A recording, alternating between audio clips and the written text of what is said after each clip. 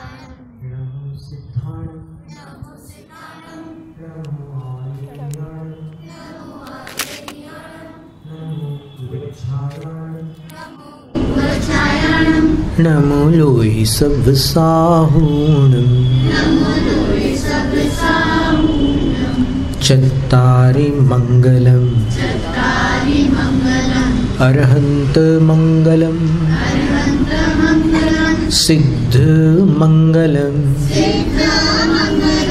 साहु मङ्गलम् केवलिपण्णत्तो धम्मो मङ्गलम् चत्तारि लोगुत्तमा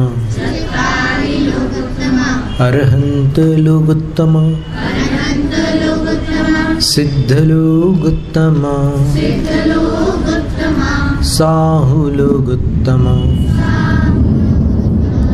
केवलिपण्णत्तो धम्मो लोगुत्तमा चत्तारि शरणं पवज्जामि अरहन्त शरणं पवज्जामि सिद्ध शरणं पवज्जामि साहु शरणं पवज्जामि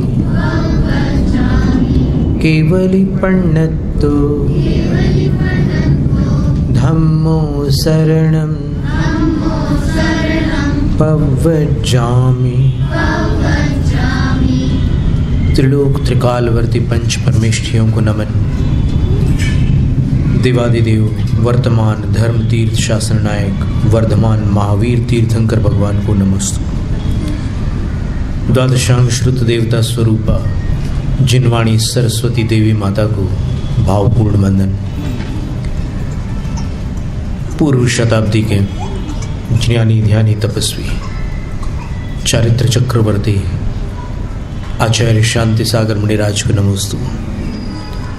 दीक्षा शिक्षा गुरु आचार्य विद्यासागर महाराज को नमस्तु।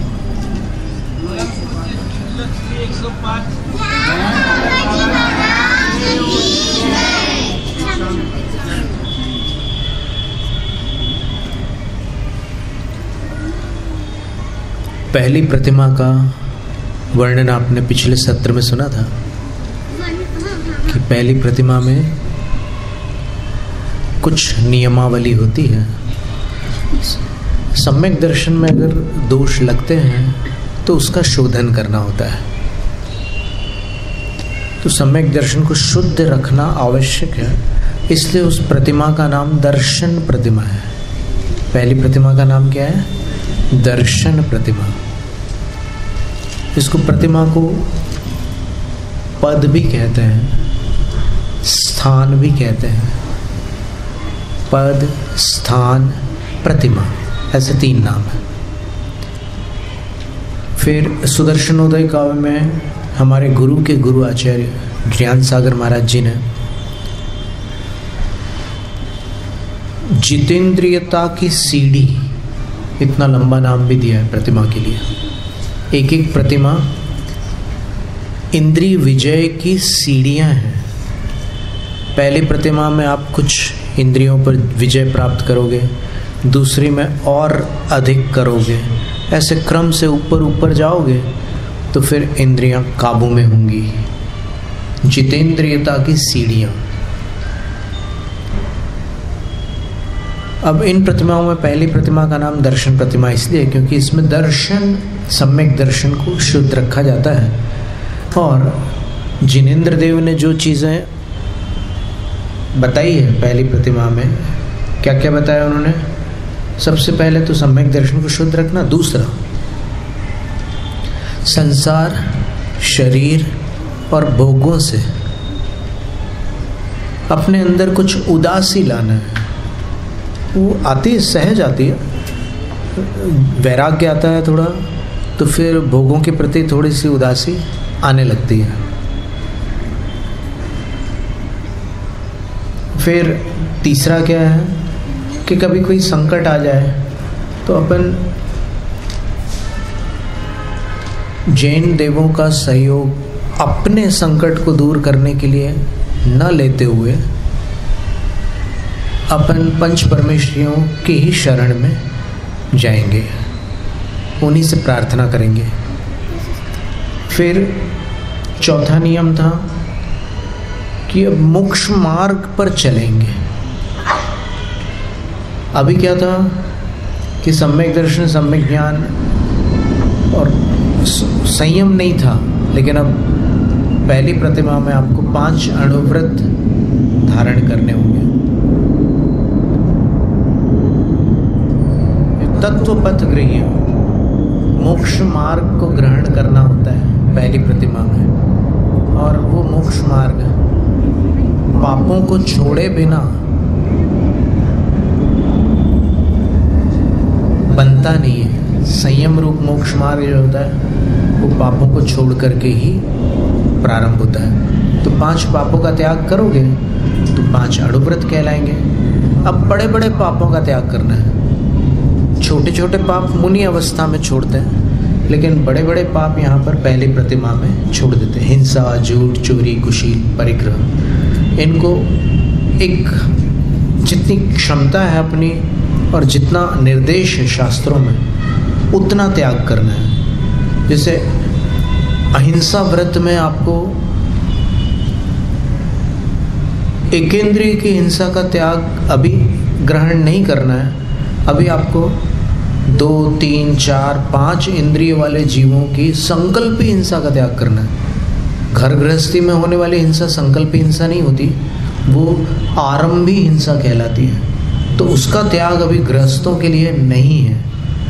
संकल्पी हिंसा का त्याग है, यानी कोई जीव चला जा रहा है और फिर आप उसको ऐसे पत्थर मार रहे हैं और मान लो चोट लग गई, उसको घायल हो गया वो, और उसकी जान भी चली जा सकती है। तो इस तरह की हिंसा नहीं करनी है आपको, संकल्प हिंसा छोड़ देनी है। अब यहाँ पर हैदराबाद के पास एक रुद्रारम नाम का स्थान है, जहाँ पर मीट टेक्नोलॉजी के तहत एक यांत्रिक कत्ल खाना बनाया गया है। बहुत वर्षों पुरानी बात है। तो उस कत्ल खाना में एक जैन मैनेजर था। तो उसमें जो यंत्र थे, एक दिन में 500 भैंसों का उसमें कत्ल होता था। अभी भी होता है और एक्सपोर्ट होता है, वो मीट एक्सपोर्ट होता है, विदेशों में जाता है। तो उससे जैन से पूछा कि भाई तुम यहाँ कैसे?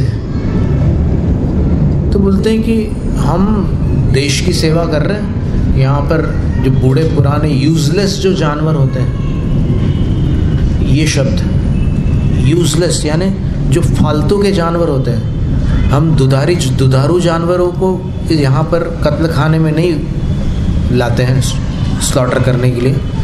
हम जो दूध देना जो बंद कर चुकी है, जो भैंसें वगैरह जो बूढ़ी पुरानी हो गई, तो उनका यहाँ पर वो करते हैं बोले। और फिर इतने मशीन्स हैं हमारे पास कि सारा काम मशीनों से ही निपट जाता है बोले, और इससे देश को फ़ायदा होता है, एक्सपोर्ट होता है, तो फिर वहाँ से पैसा आता है। और ये कोई संकल्प हिंसा नहीं है, क्योंकि हम मारने के लिए नहीं मार रहे हैं, हम देश की भलाई के लिए ऐसा कर रहे हैं। ये तो आरंभी हिंसा है, उद्योगी हिंसा है। तो अब वो जैन, और ऐसा पढ़ा लिखा जैन, इतने तर्क देने वाला, उसको कितने साधुओं ने समझाया, कई लोगों ने समझाया, लेकिन वो मानने को तैयार नहीं थे। फिर एक बात आई थी कि आरंभी हिंसा किसको कहेंगे, पहले ये समझना होगा। क्योंकि हिंसा संकल्पी हिंसा भी होती है, आरंभी हिंसा भी होती है। अब उसको अगर अपन 2 भागों में बांटे तो फिर संकल्पी और असंकल्पी, ऐसी 2 हिंसा हो जाएगी। और ये आरंभी हिंसा जो होती है, जो घर गृहस्थी में भोजन पकाते समय जो हिंसा होती है, साधु को आहार दान देते समय जो तैयारियां होती है उसमें जो जीवों को बाधा पहुंचती है, पूजा करते समय जो द्रव्य तैयार करने में जीवों को बाधा होती है, ये सब आरंभी हिंसा की श्रेणी में आती है। और जो व्यापार धंधों में जो हिंसा होती है, ट्रक भर करके सामान आता है और रास्ते में कई जीवों की हिंसा हो जाती है, तो वो सब उसी श्रेणी में आती है, असंकल्पी हिंसा में। तो फिर अभी कुछ विद्वानों ने 4 प्रकार की हिंसा बताई। संकल्पी हिंसा, आरंभी हिंसा, उद्योगी हिंसा, उद्योगी यानी इंडस्ट्री संबंधी, और चौथी जो है वो है विरोधी हिंसा। जैसे राम रावण का युद्ध हुआ था, अभी कल रामनवमी मनाई जाएगी पूरे भारत में। देखो यहाँ पर अपन संपूर्ण रामायण सार सुनना चाहेंगे आपने तो देख लेंगे, उसको देख लेंगे। तो दोनों ने युद्ध किया था, रावण की सेना ने भी और राम की सेना ने भी।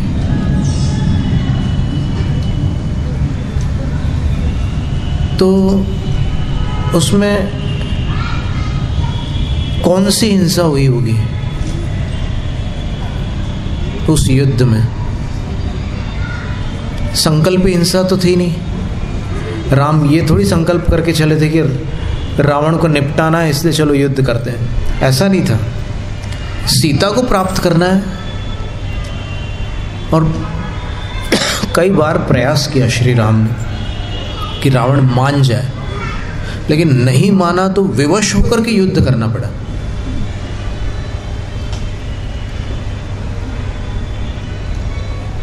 विरोध करना पड़ा रावण का, वो मान ही नहीं रहा था। तो राम की सेना की तरफ से जो हिंसा हुई थी वो संकल्पी हिंसा नहीं थी, वो विरोधी हिंसा थी। और रावण की सेना की तरफ से हुई थी वो क्या थी? रावण ने अनुचित संकल्प किया था कि मैं सीता को अपनी पटरानी बनाऊंगा और जो भी आड़े आएगा उसको मैं नहीं छोड़ूंगा। तो फिर रावण ने जो युद्ध किया वो सीता के लिए किया, सीता को अपनी बनाने के लिए, और राम ने अपनी सीता को वापस लाने के लिए युद्ध किया। तो राम के पक्ष द्वारा जो युद्ध में हिंसा हुई वो विरोधी हिंसा थी, और रावण के द्वारा जो हिंसा हुई वो संकल्पी हिंसा थी, क्योंकि अनुचित संकल्प रावण का था। पर स्त्री को अपनी स्त्री बनाने का संकल्प रावण का था, इसलिए रावण ने युद्ध किया था। तो इस तरह ये सब हिंसा का वर्गीकरण होता है, अलग अलग प्रकार से हिंसाएं होती हैं। तो अणुव्रत में मात्र संकल्पी हिंसा का त्याग होता है, विरोधी हिंसा का, आरंभी हिंसा का, उद्योगी हिंसा का त्याग नहीं होता। तो वो जो कोठारी जी थे, जो रुद्रारंभ में कत्ल खाने में मैनेजर थे, तो अब उनको कैसे समझाओगे आप? मान लो आपको समझाने का मौका मिला तो आप कैसे समझाओगे उनको कि ये जो तुम हिंसा कर रहे हो ये उद्योगी या आरंभी हिंसा न होकर संकल्पी हिंसा है? ये कैसे सिद्ध करोगे?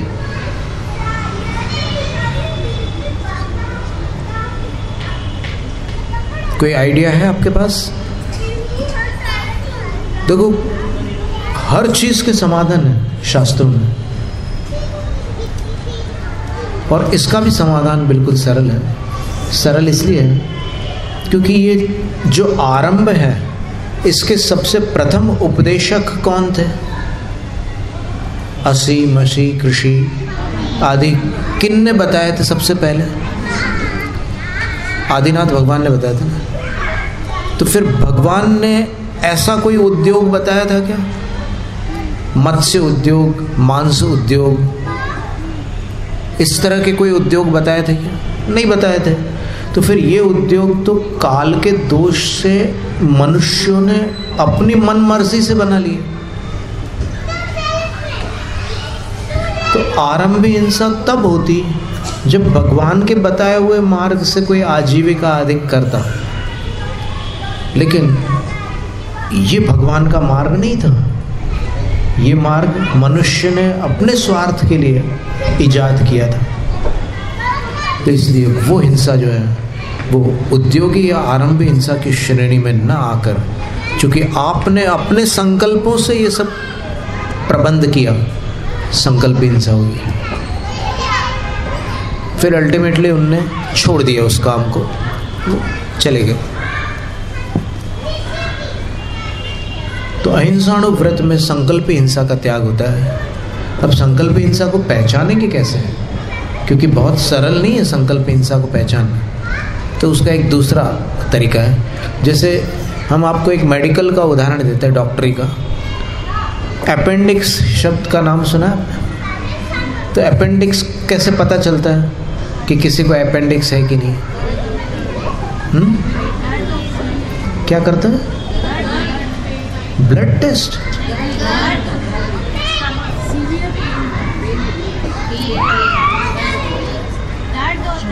दर्द होता है? अरे दर्द तो और कोई कारणों से हो सकता है। डॉक्टर लोग कैसे निर्णय करते हैं कि ये उसका दर्द है? तो उसको डिफरेंशियल डायग्नोसिस कहते हैं। माने सोनोग्राफी करते हैं, किडनी में कोई खराबी नहीं है, लीवर में कोई खराबी नहीं है, स्प्लीन में कोई खराबी नहीं है, पैनक्रियाज में कोई खराबी नहीं है, आंतों में कोई खराबी नहीं है।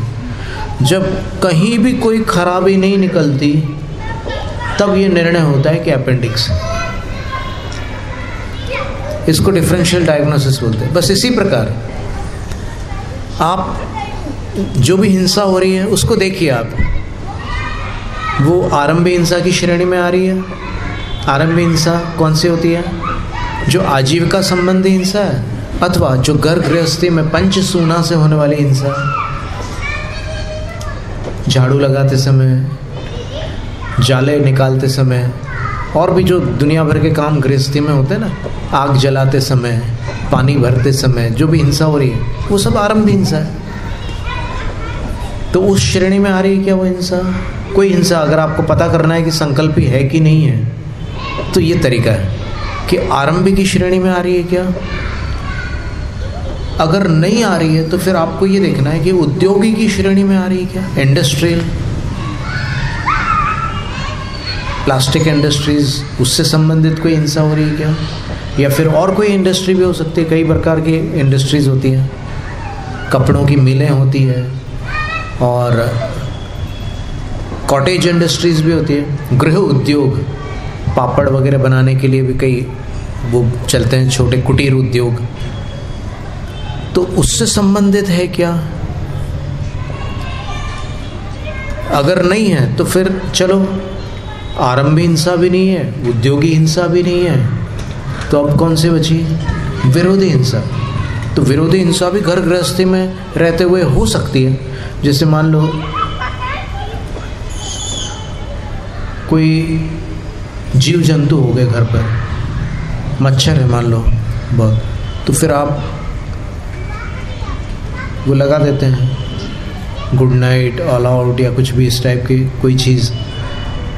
तो उसमें जो उन जीवों को तकलीफ पहुंचती है वो कौन सी हिंसा है? वो विरोधी हिंसा है।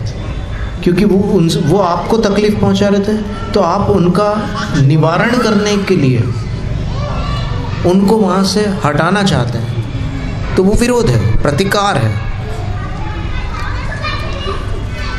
तो वो संकल्प हिंसा नहीं है।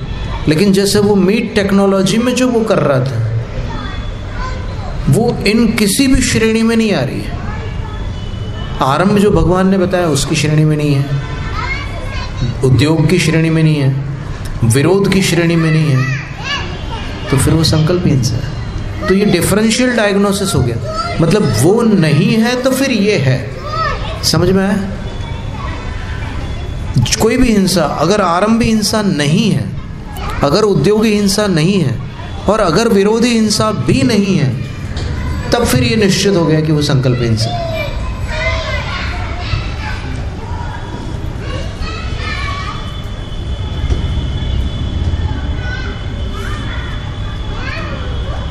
तो संकल्प हिंसा, 10 जीवों की संकल्प हिंसा का त्याग कर दिया, मन से भी कर दिया, वचन से भी कर दिया और शरीर से भी कर दिया, खुद भी त्याग कर दिया, दूसरों से कराने का भी त्याग कर दिया, और कोई कर रहा हो तो उसके समर्थन का भी त्याग कर दिया, जीवन भर के लिए कर दिया, तो उसको कहते हैं अहिंसा अणुव्रत। ये अहिंसा अणुव्रत हो गया। 4 प्रकार की हिंसा याद रहेगी ना? संकल्पी, फिर असंकल्पी के 3 भेद हैं, आरंभी, उद्योगी और विरोधी।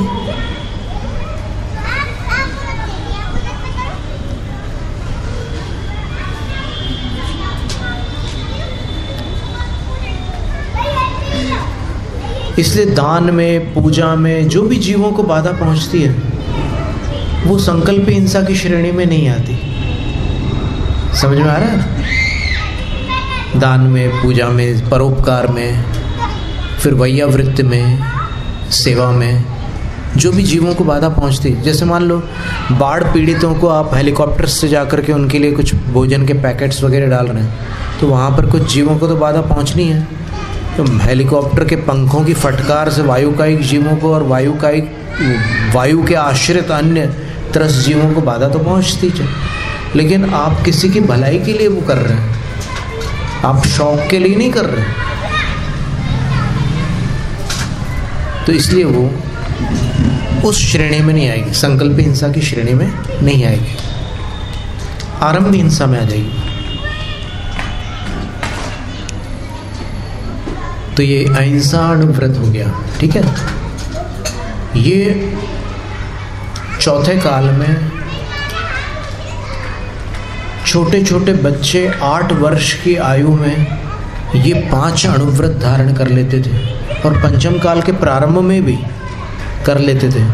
फिर धीरे धीरे काल थोड़ा सा ऐसा बन गया कि लोग कमज़ोर होने लगे, मन से भी और शरीर से भी। तब फिर कुछ आचार्यों ने उनके लिए बोला कि ठीक है, तुम बच्चों के लिए 5 उदुम्बर फल के साथ 3 मकार का त्याग कर दो, तो तुम्हारे अष्टमूल गुण हो गए। और बड़ों के लिए 5 अणुव्रत और 3 मकार का त्याग, ऐसे अष्टमूल गुण हो जाएंगे। तीर्थंकर भगवान नियम से स्वायुराद्यष्ट वर्षेभ्य सर्वेषां परतो भवेत् उदिताष्ट कषायाणाम तीर्थेषाम देश संयम। ये श्लोक हमने यहाँ पर पहले भी पढ़ा होगा, जब सुपार्श्वनाथ भगवान की कथा अपन ने पढ़ी थी एक दिन, या फिर भूल गए गुजरा हुआ जमाना। कोई एक तीर्थंकर की कल्याणक दिवस पर अपन ने वहाँ पर किया था, यहाँ पर रात में अपन ने कथा की थी ना एक दिन। नहीं, आदिनाथ भगवान की तो वो तो अलग ही, आदिनाथ जयंती पर की थी, पर उससे पहले की बात है। तो ये श्लोक ये था कि तीर्थंकर जैसे ही अपनी आयु के 8 वर्ष पूरे करते हैं। आयु का अर्थ क्या हो गया? जन्म से नहीं, क्योंकि जन्म होता है तब तक तो कई महीनों की आयु गुजर जाती है माँ के कोख में, तो वहाँ से गिनना है आपको शुरू से। तो जब 8 वर्ष के हो जाते हैं तीर्थंकर, तो फिर वो अणुव्रती हो जाते हैं, अपने आप अणुव्रती हो जाते हैं, 5 अणुव्रतों के धारी हो जाते हैं।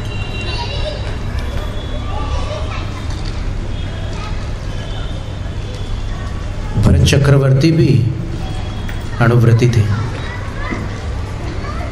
वो तो सामायिक आदि सब बहुत सारे व्रतों का पालन करते थे, प्रोषद वगैरह भी करते थे, उपवास करते थे, सामूहिक स्वाध्याय, कई चीज़ें करते थे वो। बस उनको एक बार गुस्सा आ गया था जब बाहुबली के साथ युद्ध हो रहा था और फिर वो बड़े होकर के पराजित हो गए, तो फिर उनको गुस्सा आ गया था, तो फिर चक्र उठा करके चलाया था। फिर बाद में उनको पश्चाताप भी हुआ था। वो व्रती थे ना भरत, तो बाहुबली तो व्रती नहीं थे लेकिन भरत व्रती थे। फिर उनको पश्चाताप हुआ था कि अरे मैंने क्या किया ये। पर ठीक है, वो तो सब महापुरुषों के जीवन में भी कर्म तो रहते ही हैं, कर्म किसी को छोड़ते कहाँ हैं।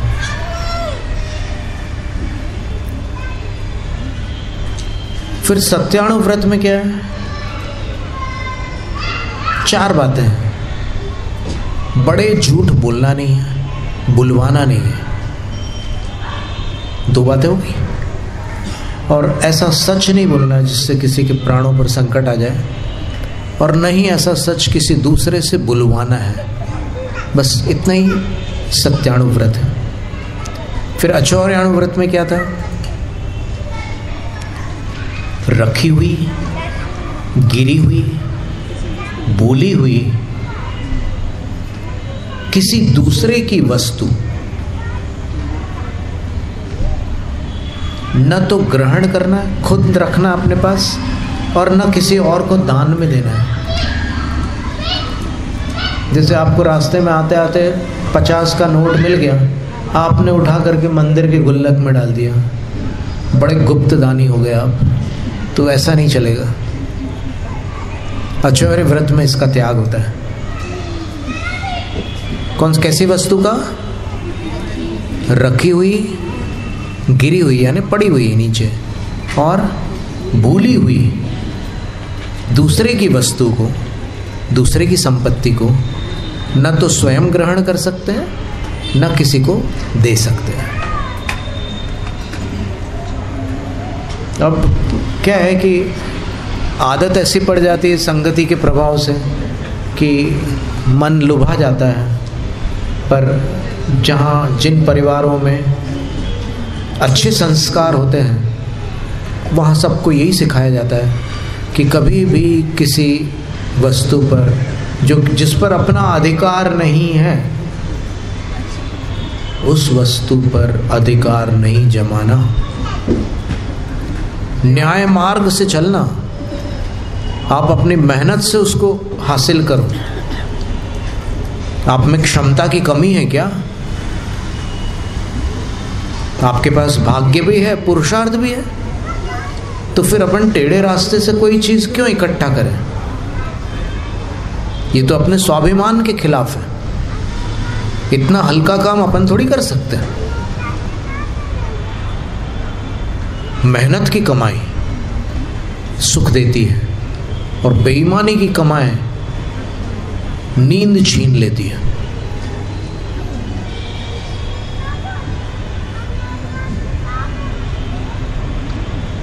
अचौर्य व्रत हो गया।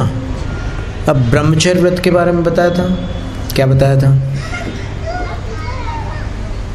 वैवाहिक संबंध से बाहर वो संबंध कहीं भी नहीं करना।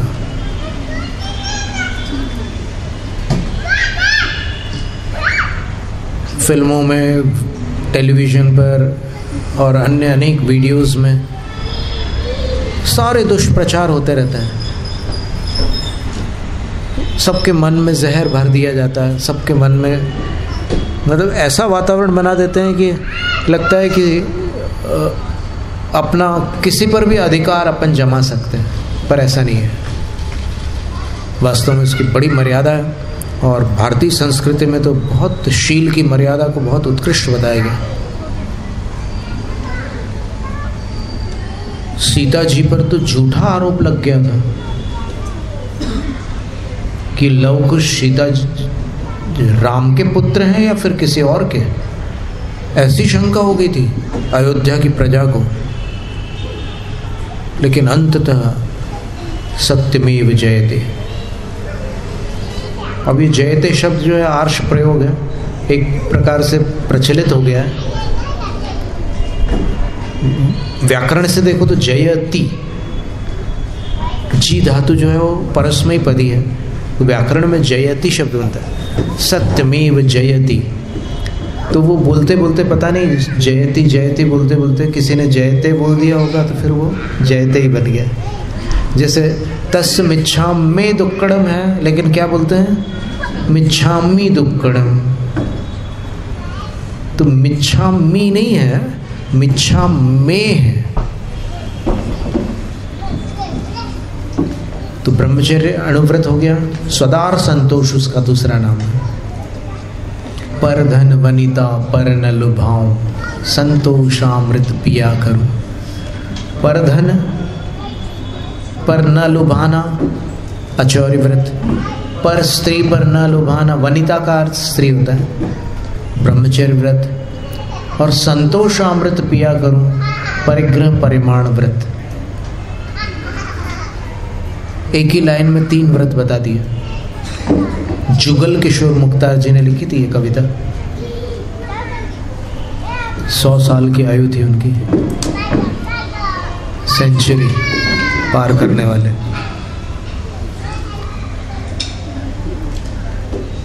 तो ये 5 अणुव्रत थे।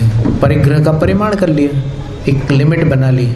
10 प्रकार के परिग्रहों के नाम याद है ना? क्षेत्र वास्तु, हिरण्य सुवर्ण, धन धान्य, दासी दास, कुप्य भांड। तो इस तरह ये श्रावक व्रत की बात थी। तो इन 5 अणुव्रतों को पहली प्रतिमा में धारण करते हैं। 7 व्यसनों का त्याग करते हैं, अष्टमूल गुणों को भी धारण कर लेते हैं, तब ये पहली प्रतिमा हो जाती है। फिर दूसरी प्रतिमा में 7 व्रत और होते हैं। उन 7 को शील कहते हैं। तो 7 शील जो होते हैं उनमें 3 गुण व्रत होते हैं और 4 शिक्षा व्रत। कल आपसे प्रश्न पूछा गया था कि 4 शिक्षा व्रतों के नाम कौन से हैं, तो फिर आपने उत्तर दिया था। एक का नाम सामायिक, दूसरे का नाम गड़बड़ा गए थे, क्या था दूसरे का नाम? प्रोषध। तीसरे का नाम अतिथि, क्या हो गया, सब बीमार हो गए क्या? अतिथि पूजा। और चौथे का नाम सलेख। ऐसे ये व्रत है, शिक्षा व्रत। अब 3 गुण व्रत कौन से थे आपने लिखे थे ना?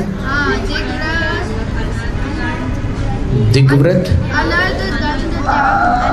अनर्थ दंड त्याग, उसको अनर्थ दंड विरति भी कहते हैं, अनर्थ दंड विरति।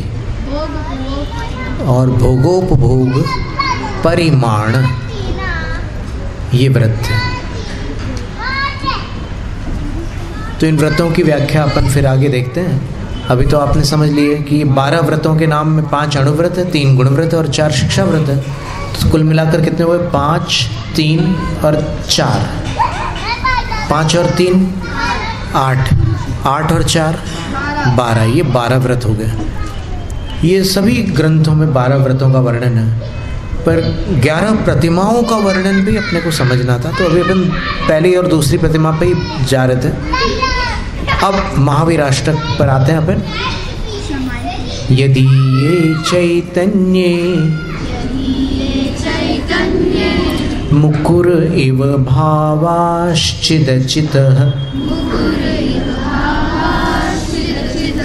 समं भान्ति द्रव्य व्ययजनिलसन्तोऽन्तरहिताः जगत् साक्षी मार्ग प्रकटन परो भानुरिवयो महावीर स्वामी नयन पथगामी भवतु मे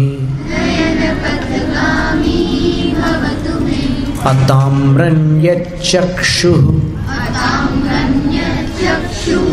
कमलयुगलं स्पन्दरहितं जनान् कोपापायं प्रकटयति वाभ्यन्तरमपि स्फुटं मूर्तिर्यस्य प्रशमितमयी वाति विमला महावीर स्वामी नयन पथगामी भवतु मे।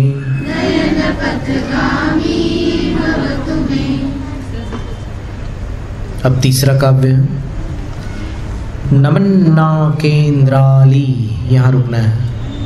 फिर मुकुट मणि भाजाल जटिलम, ये 11 अक्षर, 6 और 11 स्मरण है ना। छंद का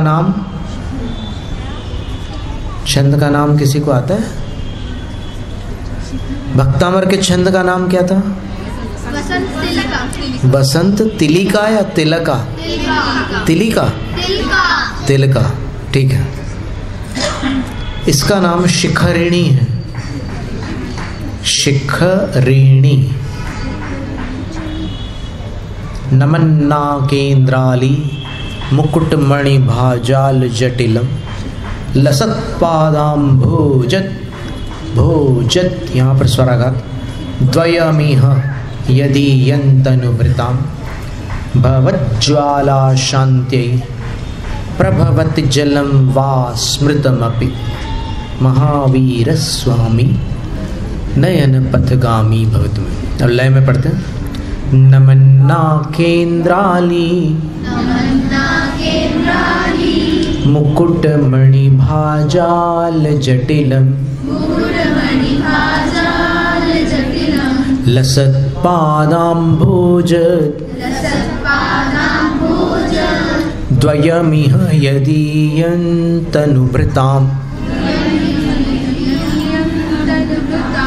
भवज्ज्वाला शान्त्यै प्रभवति जलं वा स्मृतमपि महावीर स्वामी नयन पथगामी भवतु मे। नमन्नाकेन्द्राली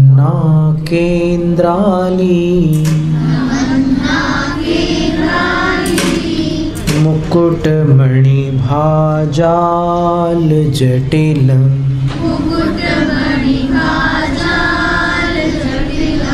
लसत पादाम्भोज द्वयमिह यदीयन्तनुवृतां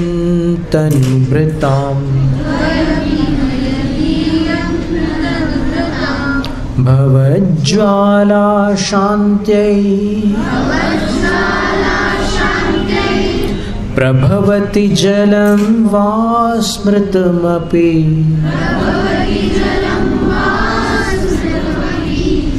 महावीर स्वामी नयन पथगामी भवतु मे।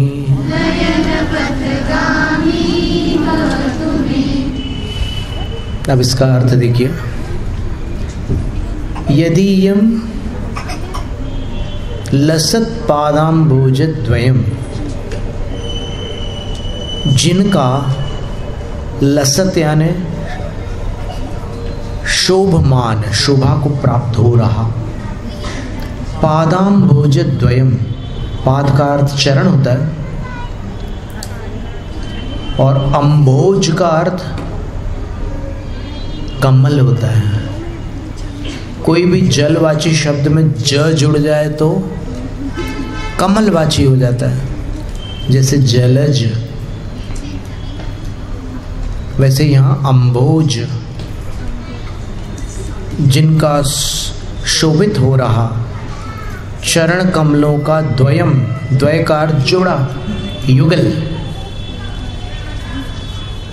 स्मृतम अपि, अगर स्मृति में भी आ जाए भगवान महावीर स्वामी के चरण, अगर याद भी आ जाए तो उससे क्या होता है?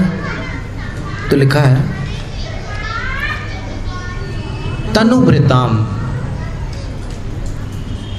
शरीर धारण करने वालों को, शरीर धारण करने वालों की भवज्वाला शांत्यै, संसार संबंधी ज्वाला को शांत करने के लिए,